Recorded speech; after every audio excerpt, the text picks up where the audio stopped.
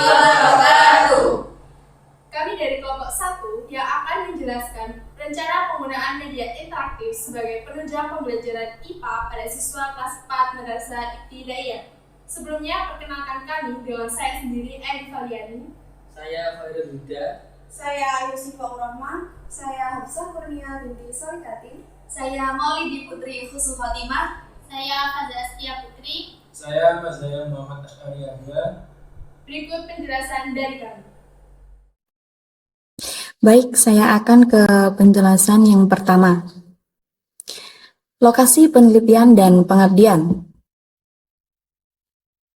Kami mengambil lokasi penelitian dan pengabdian di sebuah sekolah, khususnya di Surabaya, tepatnya di Kompleks Rusun Sumbu, Surabaya, yaitu Madrasah Ibtidaiyah Swasta Adipura.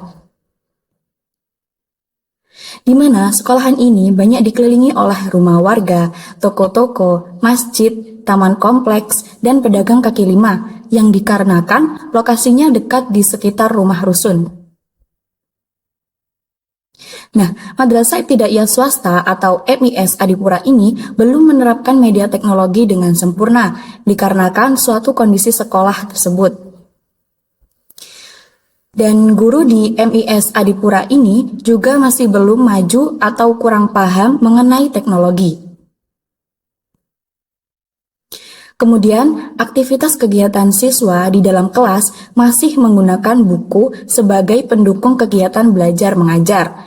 Mereka lebih suka menggunakan media buku dikarenakan kebiasaan yang masih sering menggunakan media buku.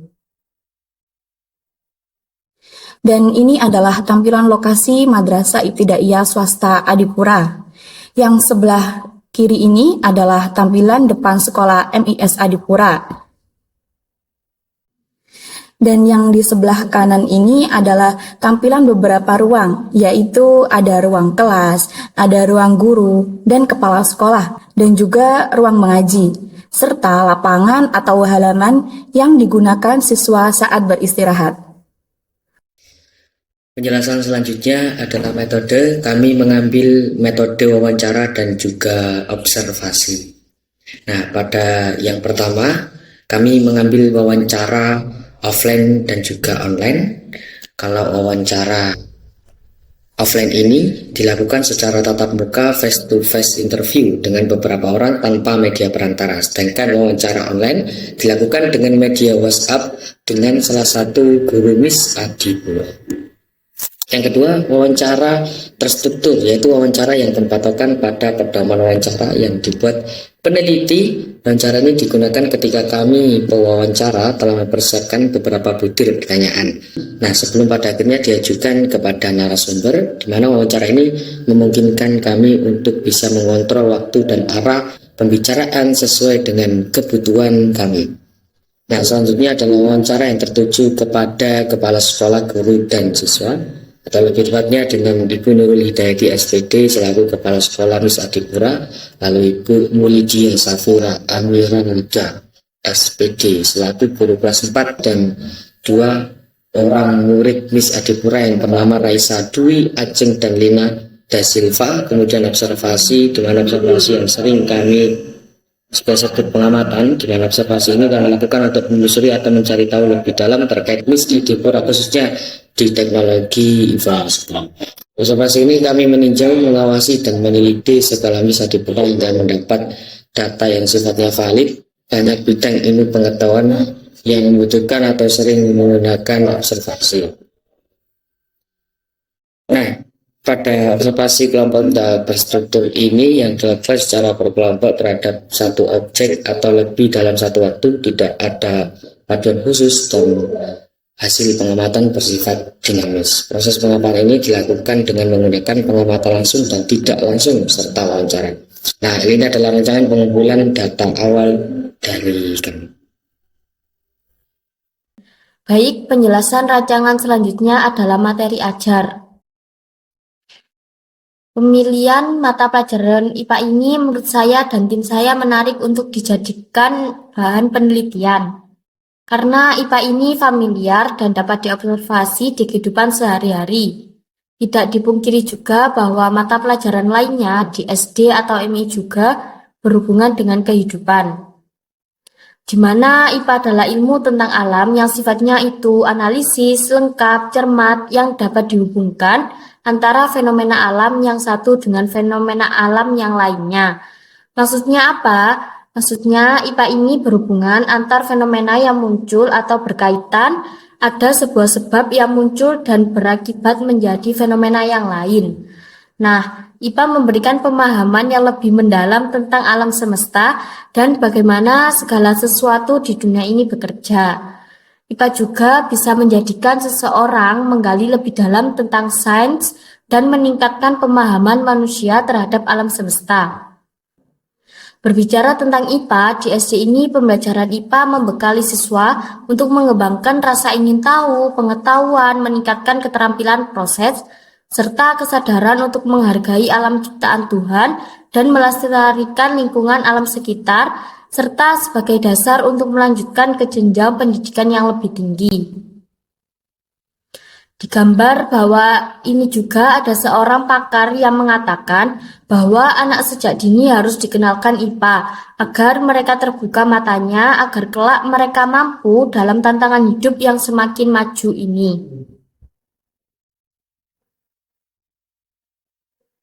Kemudian, materi yang dipilih ini adalah perubahan bentuk energi, dan kita ketahui bahwa materi ini bagi kita semua dasar dapat kita analisi dalam fenomena kehidupan. Hampir semua penggerak kehidupan diperoleh dari proses perubahan energi, bukan? Bayangkan saja nih, apa jadinya kehidupan tanpa listrik, bunyi-bunyian, atau panas. Peralatan yang kita miliki di rumah seperti setrika, televisi, radio, telepon seluler, hingga kendaraan bermotor dapat berfungsi karena adanya perubahan energi kan? Nah, menarik bukan? Di mana kita akan mengetahui bagaimana bisa sebuah energi itu berubah karena ada sebuah proses dari manusia atau alam yang dapat diidentifikasi oleh panca indera.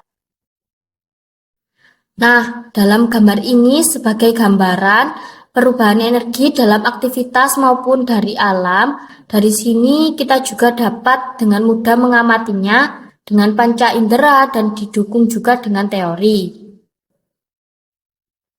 Kemudian materi ini dipilih pada siswa kelas 4. Mengapa? Karena materi ini diberikan saat kelas 4 SD atau MI walaupun dasarnya ada di kelas 3, yaitu hanya belajar energi, tetapi lebih dalam lagi yaitu perubahan energinya pada waktu kelas 4. Dan juga kelas 4 ini konsep alam semesta yang luas mulai dikenalkan, sehingga kemampuan abstraknya juga mulai diasah. Kemudian, ini adalah rancangan proses kegiatan belajar mengajar. Di sini saya akan coba menjelaskan flowchart kegiatan belajar mengajar ini.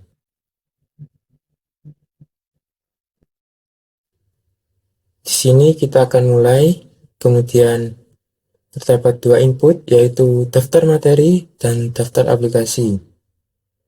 Pada daftar materi ini kita gunakan untuk mencari kumpulan-kumpulan materi yang akan digunakan yang berhubungan dengan IPA yaitu materi perubahan bentuk energi. Selanjutnya pada daftar aplikasi kita gunakan untuk menyiapkan materi media pembelajaran perubahan bentuk energi. Lalu kita menyusun rencana pembelajaran. Dengan menggunakan mind map. Setelah kita menyusun, kita mempersiapkan materi pembelajarannya dengan matang, lalu kita mencoba membagi tugas dengan setiap anggota kelompok. Kemudian menerapkan metode, yaitu metode ajar yang akan digunakan. Kemudian menentukan media pembelajarannya. Pada media pembelajaran ini terdapat dua, yaitu slide dan animasi. Dalam slide ini, jika iya, kita bisa menampilkan presentasi menggunakan Canva. Setelah itu, media ini bisa digunakan untuk mengajar. Kemudian, kita bisa menghitung nilai kelayakan pada media pembelajaran tersebut dengan melakukan wawancara dan observasi. Lalu, kita melihat estimasi efektivitas pada media pembelajaran tersebut menggunakan Google Sheet yang telah dihubungkan dengan Google Form sebelumnya. Kemudian akan terlihat hasil akhirnya, di mana jika sesuai, kita bisa membuat analisis hasil laporan. Jika tidak, kita akan mengembangkan metode pembelajaran. Pada mengembangkan metode pembelajaran, kita akan menerapkan metode ajar lagi. Kemudian mempersiapkan media pembelajaran lagi, yaitu animasi. Jika iya, kita bisa menampilkan video animasi. Namun jika tidak, kita bisa menggunakan media buku yang kami buat. Kemudian alurnya sama, yaitu medianya bisa digunakan untuk mengajar. Setelah itu, setelah mengajar, kita bisa menilai kelayakan medianya dengan wawancara dan observasi menggunakan Google Form, yang nanti akan keluar juga di Google Sheet sebagai estimasi efektivitas, yang dapat dilihat hasil akhirnya. Jika media ini sesuai, maka akan muncul hasil. Jika sesuai, akan dibuatkan analisis hasil laporan dan selesai. Ini adalah rancangan proses media pembelajaran. Saya akan menjelaskan flowchart media interaktif. Nah, saya akan zoom 100%. Di sini ada mulai. Kemudian ada satu inputan, yaitu pilihan menu. Pilihan menu ini kumpulan-kumpulan materi yang akan kita gunakan dalam memilih icon atau tombol yang berfungsi sebagai interaksi kita dengan materi di media pembelajaran ini. Nah, di sini kita klik tombol materi dan yang akan muncul adalah materi IPA perubahan bentuk energi. Kemudian kita kembali ke menu utama. Kemudian masuk ke contoh perubahan bentuk energi, di mana contoh ini terdapat 3 decision, yaitu ada contoh A, contoh B, dan contoh C. Contoh A, di mana jika kita ingin menampilkannya akan tampil contoh A, dan bisa lanjut kembali ke menu utama. Jika tidak, kita akan beranjak ke contoh yang B, sama halnya dengan contoh yang A. Jika iya, kita akan menampilkan contoh yang B dan bisa lanjut kembali ke menu utama. Jika tidak, kita lanjut ke contoh yang C. Nah, di sini kita tidak ingin menampilkan contoh yang C, kita akan kembali ke pilihan contoh. Namun, jika iya, kita akan ditampilkan contoh yang C. Kemudian setelah tampil contoh C ini, kita akan kembali ke menu utama untuk kita bisa mencari menu lainnya atau beranjak ke menu selanjutnya, yaitu menampilkan video pembelajaran. Setelah menampilkan video pembelajaran ini, kita akan ke menu utama untuk mencari menu yang lainnya, atau juga beranjak ke menu selanjutnya, yaitu menampilkan quiz. Di mana quiz ini didesain secara menarik dan menyenangkan, kemudian akan tampil jawaban yang benar atau salah. Nah, jika jawaban salah, siswa akan ditampilkan kuis lagi sebagai ulasan agar mereka benar-benar paham terhadap materi. Namun, jika jawaban tersebut benar, berarti siswa paham materi atau memahami materinya. Kemudian selesai. Nah, itu tadi adalah rancangan proses media pembelajaran. Baik, penjelasan selanjutnya adalah rencana pembuatan media pembelajaran. Rencana pembuatan media pembelajaran yang akan diterapkan adalah Canva dan juga buku. Di mana Canva ini yang didesain menjadi media interaktif. Rencana desain media interaktif, kami memilih menggunakan Canva karena Canva itu sebuah platform desain grafis yang dapat digunakan untuk membuat berbagai macam materi pembelajaran seperti poster, presentasi, infografis, dan lain sebagainya. Canva juga menyediakan banyak template yang sudah dirancang dengan baik dan mudah di-customize sesuai kebutuhan kami. Selain itu, Canva juga menyediakan banyak elemen grafis seperti gambar, icon, dan font yang dapat digunakan untuk mempercantik materi pembelajaran. Rencana kami membuat media interaktif ini di mana akan menyajikan seperti teks, gambar bergerak, animasi, audio, dan video. Selain itu, media interaktif ini memiliki fitur-fitur yang memungkinkan siswa untuk berinteraksi dengan konten materi, seperti tombol-tombol, hyperlink, atau kontrol gerakan. Yang nantinya tombol ini akan mengarahkan ke tujuan yang kita maksud. Media interaktif ini digunakan untuk menyampaikan atau menyalurkan atau mengirim sebuah pesan tentang materi IPA, yaitu perubahan energi. Kemudian media buku sebagai media pendamping yang dimana akan didesain dalam Google Docs. Media buku ini nantinya akan menyediakan sebuah teks dan gambar terkait perubahan bentuk energi yang menarik dan menyenangkan bagi mereka. Perencanaan media pembelajaran ini kami desain sendiri dan menyesuaikan kondisi di sekolah Madrasah Ibtidaiyah Swasta Adipura. Rancangan selanjutnya adalah implementasi materi pada media pembelajaran. Rencana implementasi pada media pembelajaran ini dari materi yang dipilih yaitu perubahan bentuk energi. Ini akan diimplementasikan berupa media audio, gambar, serta teks. Nah, dalam implementasikannya juga menggunakan alat komputer, yaitu laptop, proyektor, dan juga speaker. Di mana laptop ini sebagai media interaktifnya. Proyektor ditampilkan sebagai presentasi dan speaker ini digunakan sebagai audionya. Karena kan dalam media interaktifnya terdapat sebuah video. Nah, video itu akan mengeluarkan suara. Oleh karena itu memerlukan speaker agar suara tersebut terdengar lebih jelas. Kemudian media cetak. Media cetak ini berupa buku pendamping, karena sudah dijelaskan kondisi sekolah MIS Adipura dari awal tadi, buku pendamping ini akan digunakan sebagai buku evaluasi atau buku permainan, juga sebagai alternatif bagi siswa.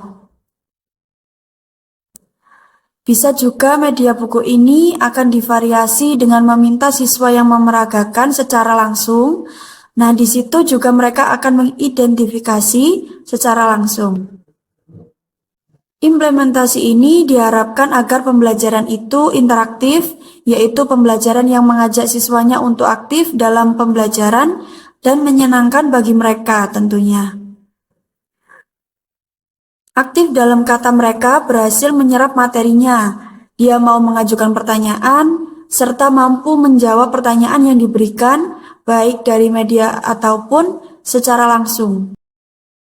Implementasinya juga bisa dengan berkelompok atau juga bisa dengan individu di waktu pembelajaran yang bermain atau kuis permainan.